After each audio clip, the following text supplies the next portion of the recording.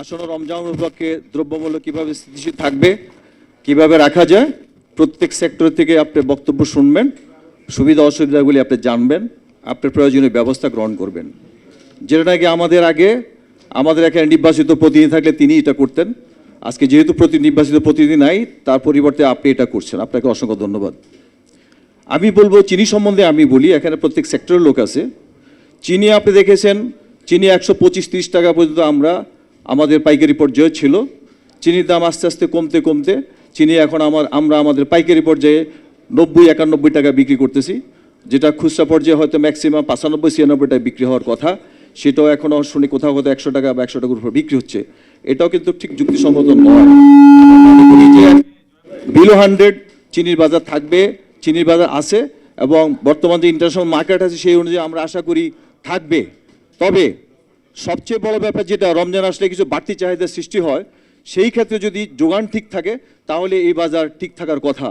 যদি সেই ক্ষেত্রে সাপ্লাই চেইনে ডিস্টার্ব হয়, যে প্রয়োজনীয় চাহিদা অনুযায়ী মাল যদি বাজারে না আসে, যারা যোগানদাতা, আপনারা একটু আগে আপনার চিত্রতে দেখেছেন যে মাত্র 30,000 টন প্রোডাকশন করে আমাদের লোকালি, বাকি সব 21 লাখ টনে আমরা আমদানির উপর নির্ভরশীল। আজকে যারা আমদানিকারক তাদের উপর সম্পূর্ণ আমরা ডিপেন্ডেন্ট।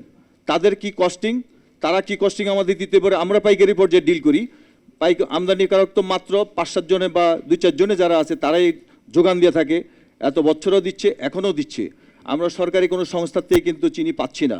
একমাত্র লোকাল মিল, সরকারি চিনিগুলো যেগুলি আছে এগুলি 30,000 টন চিনি উৎপাদন করে, আমরা এটা পাওয়ার প্রশ্নই ওঠে না।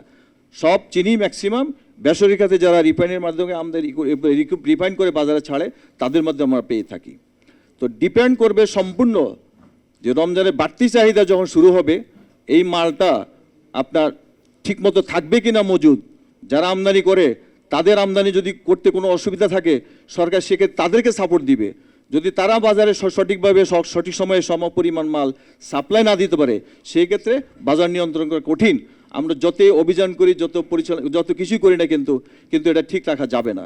অতএব আমাদের মূল টার্গেট থাকবে যে রমজানের চাহিদা কত হতে পারে এবং বাজার দেশে কতটি মাল মজুদ আছে।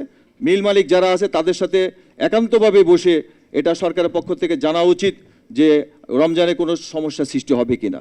যদি তাদের আমদানি ক্ষেত্রে কোনো সমস্যা হয়, তাদেরকে সাপোর্ট দেওয়াটাই আমি মনে করি যেটা উচিত হবে।